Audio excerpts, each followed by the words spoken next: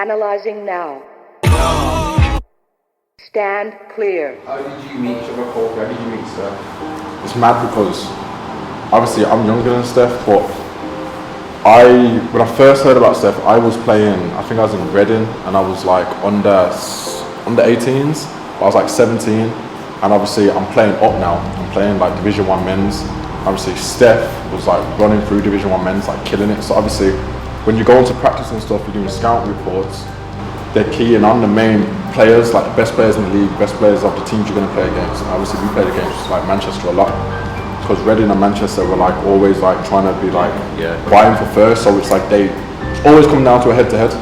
So obviously Steph's name was mentioned a lot, and I'm like, yo, who's that? And then I'm on the bench for certain games, or I'm watching, and he's killing, so I'm like, yo, who's that? And then obviously we've also got a lot of people that know each other, and then when I came up to Manny, what he does basketball-wise, fitness-wise, I was like, it just makes sense. And obviously we spoke a little bit before that, but then it was just like, it just made sense. Definitely just made sense. Yeah, it was organic, man. Like I said, it was a situation where, for me, connecting with him first was more on the summer tournament kind of circuit. I'd hear his name in the summer circuit, and I'd watch this young kid, this confident kid play. So I think that's what struck out for me more. It was more like, whenever he steps on, he was very quiet, extremely quiet, but whenever he steps on a basketball court, it's like that was his place of peace.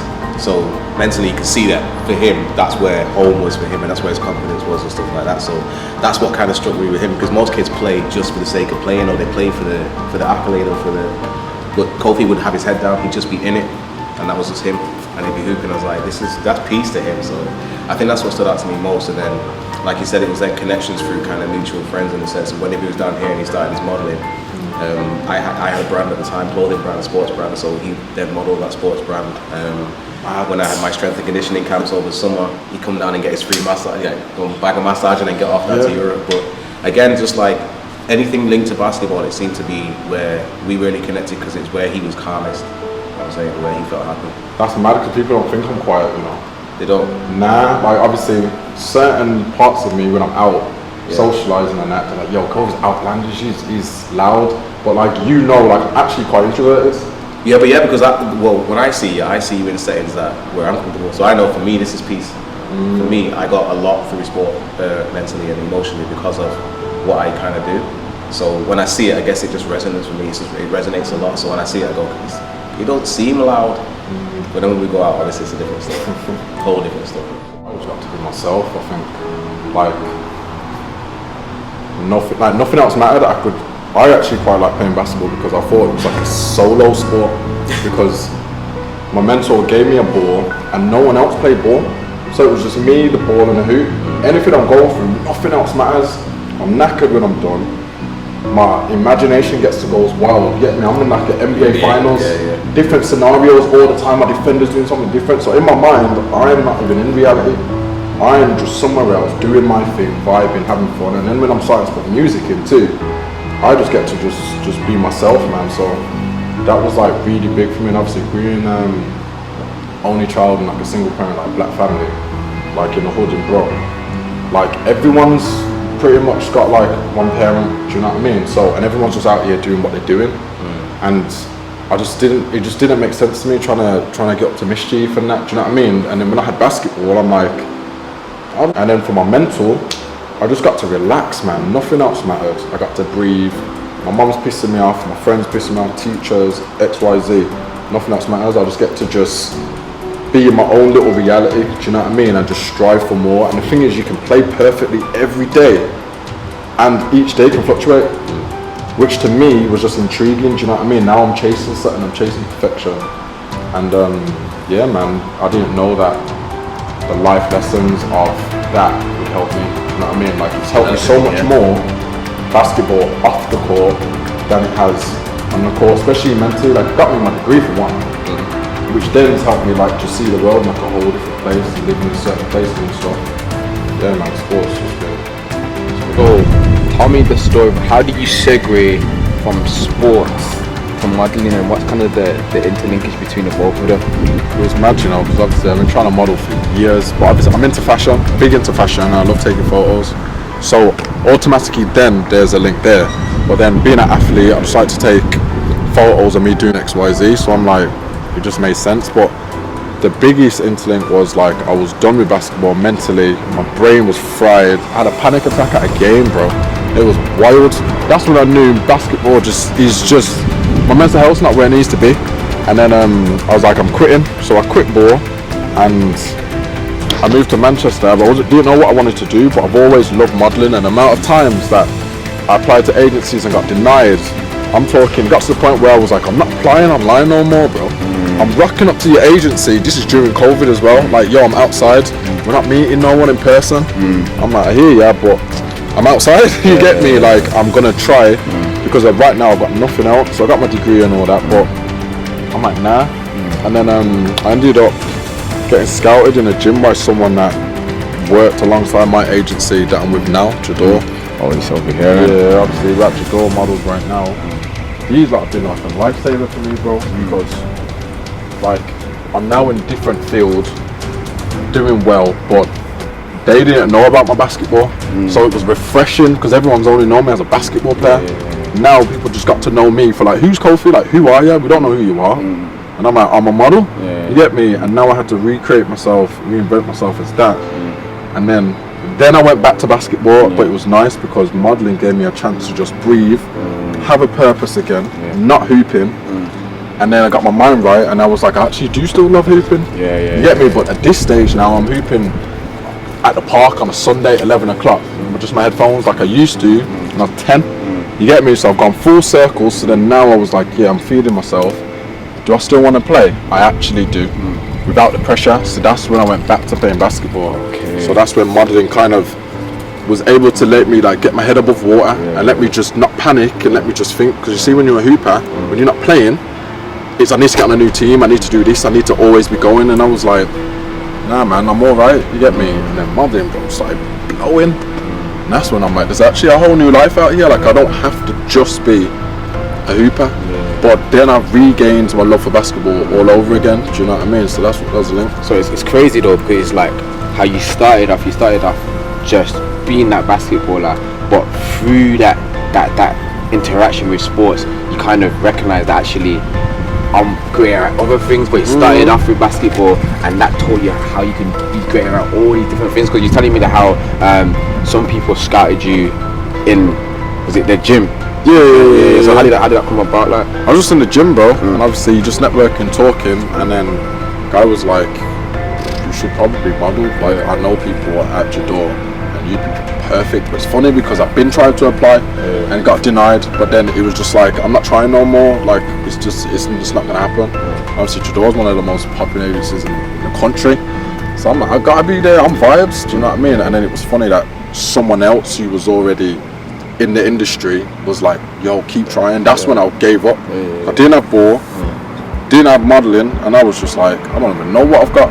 You get me? But then it came full circle, so it was a blessing, man. Definitely a blessing. But the thing with ball is that was one of the first things that actually taught me how to be great at something. In terms of being great ain't easy, but people see people that are doing great things at high levels, they think, yo, that's easy for them. Nah, I had to work my ass off, I had to work hard. You get me? That's when I realized there's work that comes to being great. So now when I'm doing modeling, there's work that comes to being great. You get me? In anything I do, there's work that comes to being great. And I think that was probably one of the best things that's happened to me. I think one of the amazing things is I love to see how, you know, what once started off as basketball kind of birthed you into something even bigger and into new things. And I think it's the same principle where if we took that to mental health patients and we taught them about sports, it can actually allow them to go into something great. They might find out something new about themselves. You get me? Like, I love this sports, but this sports has taught me that I can be a fit model as well, or all these different things. You get me? What would you say about that? You think that it would be able to allowing us to do sports with these mental health patients, it would allow them to recognize more things about themselves too? Yeah, basketball's a vehicle, bro. I used to think it was a destination. It's not at all. Like, the amount of people that you meet, the skills you develop are mad. Do you know what I mean? And like, you get to know about yourself, which is like, bro, I'm telling you, like, you get to see the great sides of yourself and the horrible sides by force though. Do you know what I mean? Because your mental health's in the bit, and sometimes it's uncontrollable. You ain't got a choice. got to react, and now you're seeing a new side to yourself that you didn't even know was there, but sport was able to like drag that out of you. Do you know what I mean? And but on the flip side, you start to realize that you're resilient, that you've got amazing qualities, tools from certain situations you've been in where you're like if I do public speaking or play in front of like 5,000 people. First time I played in front of like 10,000 people, I was shook. Now when I do a public speech in front of like 200 people, 400 people, calm. People asking me, "Oh, you're nervous when you're on set?" For what? Everyone's there for the same thing, and no one's actually criticizing me on set. The fans, away game, they're on my neck. So how can, if I'm not shook there and I've got past that fear, why am I scared on set? Why am I scared to talk to other people and network and be friendly and sociable? Like, nah, bro. Like, sports has been a vehicle for me for like just being a complete person, I would say, and it's helped me with depression, anxiety, learn, like just wanting to learn and be more. Do you know what I mean? Because you're always striving for something. But then in life as well, even with like trying to just sort out like bad things about you that you don't like, striving to be more, man. Cool, bro. So where are we? This is a part that means something to you, doesn't it? Yeah, it's Alexandra Park in my side. Obviously, when I first came up to Manny, I moved here. I didn't even know what I was going to do though. I just knew I didn't want to hoop no more. And so when I finally got the courage and the feeling to like, let me just go park. I don't want to play pro. At that time I was anti-ball, bro. I'm talking, I didn't want to touch the basketball, nothing. I thought, let me just come to a park, let me just shoot. I used to just come here, bro, by myself with the ball, listen to music, and it just felt like I did when I was like 10, 11, do you know what I mean, in Brum. So that's why this part's kind of important. And then obviously way over there, that's when me and Steph started working out, because when I first came up here it was COVID. So we weren't at his gym. We was doing laps around the park, we was doing dumbbells, we was doing kettlebells, all of that, swings, everything was over there. Outside, you get me? Mad. And then when I did my NHS sport worker job, it was in my side, so I'm having bare incidents of that in this park, everything. So me like becoming a new version of myself that's just not a basketball player. A lot of it happened in this park, bro, in a short amount of time. Do you know what I mean? So it's interesting though, because I remember earlier with the conversation that we had with Steph, you were saying at one point that basketball was your piece, even though it was one of those sports when you was playing pro, you was feeling stressed. But when you come to the park, you find peace. Tell me more about that. Like, what was the dynamics? Pro's stress, bro, because it's not just a fun sport now. It's everything, like, it's not, I'm not gonna say everything now matters, but everything's always mattered, but just like the people that are involved in it and everything, like I just ain't got time for them and like their opinions and this, that and the other. I want basketball to just be pure. You get me? So I come to the park, nothing else matters, my imagination is just me, the ball, and everything relies on me. Do you know what I mean? So that's when it started becoming my piece again. It's just vibes. I'm here for the vibes. Do you know what I mean? And that's when basketball became vibes again.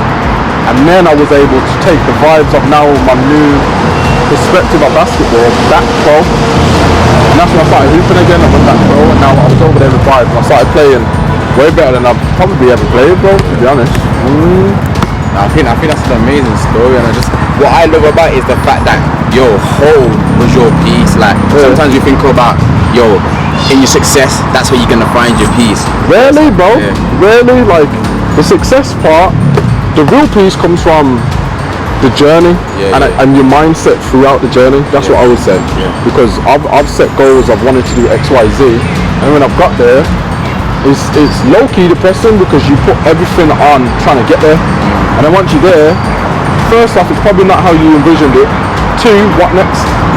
You feel me? You feel a little bit worthless in that, but if you view the journey in the right way, it's mad. Like, I think back to when I was in America, the hard days, I'm talking 4 a.m. practices, miserable, but now I think like how funny that was when me and my teammates used to joke, we was all stressed, like all that is a part of the journey, and I think that's the things that's just important, man. Love that, man. Is there anything else that you'd want the listener to know about, just around sports and peace and just the liberty that you got from it? I'll say have fun. Like I talk to kids all the time, all the time. I was at school yesterday, and the kid said to me, what's one of the key things you would say to someone or your younger self? And I was like, fam, just have fun. Like, I've been playing ball 20 years, longer than most of these kids have been alive. You get me? I'm talking like 14-year-olds. I'm like, I've been playing longer than you've been alive. Have fun with it. Because when I stopped having fun with it, that's when it became a career. Everything I was doing was just miserable, it was long. You can't be practicing 2 times a day, 6 days a week for 10 months. And if you don't enjoy it, it's dead. Do you know what I mean? Like, you've got to enjoy it, you've got to find love in it. So I would just say, enjoy it, man. The same love that you've got when you're playing at the park by yourself with your imagination, have that when you go pro. You know what I mean? Like, don't think of it as jarring, like try and see it through the right lens, because everything matters, do you know what I mean? And then it's easier to do, because you're going to have hard times, but when you look through it through the right lens, bro, it's nice, you get me? Everything counts.